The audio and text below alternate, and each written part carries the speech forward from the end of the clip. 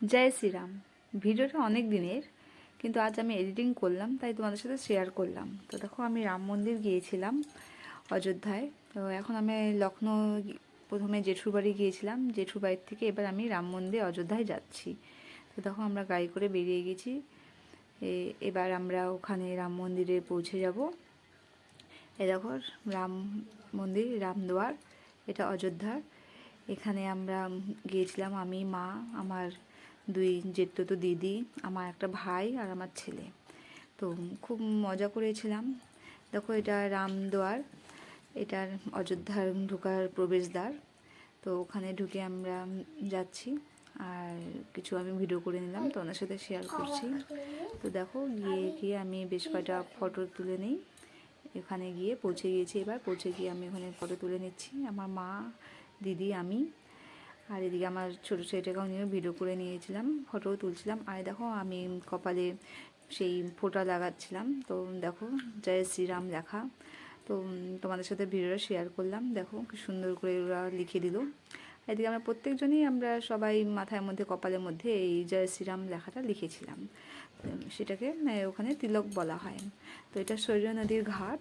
সরয়ূ নদীর ঘাটে আমি গিয়েছিলাম, কিন্তু ভিডিওটা পুরোটা আমি রাম মন্দিরে করতে পারিনি, কারণ তখন সেই সময় মোবাইলটা অ্যালাউ ছিল না। তো বাইরেই আমাদের মোবাইলটা রেখে যেতে হয়েছিল। এর জন্য আমি পুরো রাম মন্দিরের ভেতরটা আমি একদমই ভিডিও করতে পারিনি। শুধু এই সরয়ূ নদী পর্যন্ত আমি ভিডিওটা করতে পেরেছি, তাই তোমাদের সাথে একটু শেয়ার করলাম।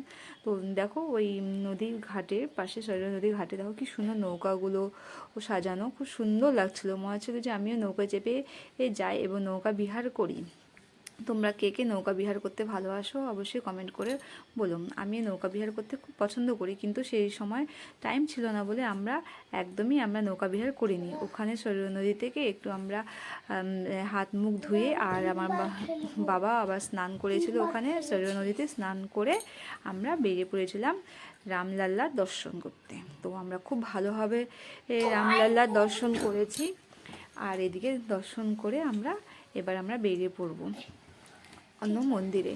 তো ওখানে আমরা গিয়েছিলাম হনুমানগিরি, তারপরে ওখানে পাশে আছে আরও রাম ঠাকুরের অন্যান্য মন্দির, সব জায়গায় গিয়েছিলাম, কিন্তু তোমাদের সাথে পুরো ভিডিওটা আমি শেয়ার করতে পারলাম না, কারণ ওখানে মোবাইলটা একদমই অ্যালাউ ছিল না। দেখো, আমি এই সরয়ূ নদীতে বেশ খানিকক্ষণ ছবি তুলে এবং ভিডিও করে তোমাদের সাথে শেয়ার করেছি। তোমাদের কেমন লাগলো ভিডিওটা অবশ্যই কমেন্ট করে বলো, লাইক, কমেন্ট আর শেয়ারটাও অবশ্যই করো।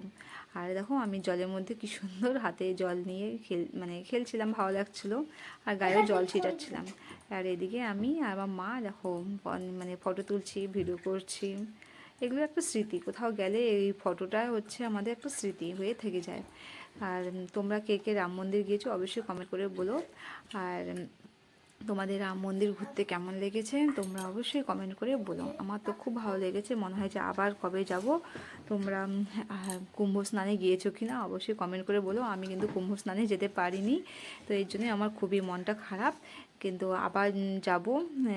কিন্তু যখন আমি গিয়েছিলাম তখন কুম্ভ স্নানটা শুরু হয়ে গিয়েছিলো, কিন্তু সেই সময় ওয়েদারটা এত বাজে ছিল, সেই সময়ও আমাদের জেঠুরা যেতেই দেয়নি। তো সেই সময় যাই হোক আমি যেতে পারলাম না, কিন্তু আবার জানি না কবে যাব। কিন্তু আমার মা ওখান থেকে ঘুরে আসার পরে মা আবার গিয়েছিল, তো রাম মন্দিরও আবার গিয়েছিল, 1 মাসের মধ্যে 2বার করে আমার মা রামলাল্লাকে দর্শন করে এসছে। তো ভিডিওটা কেমন লাগলো অবশ্যই কমেন্ট করে বলো। Bye bye.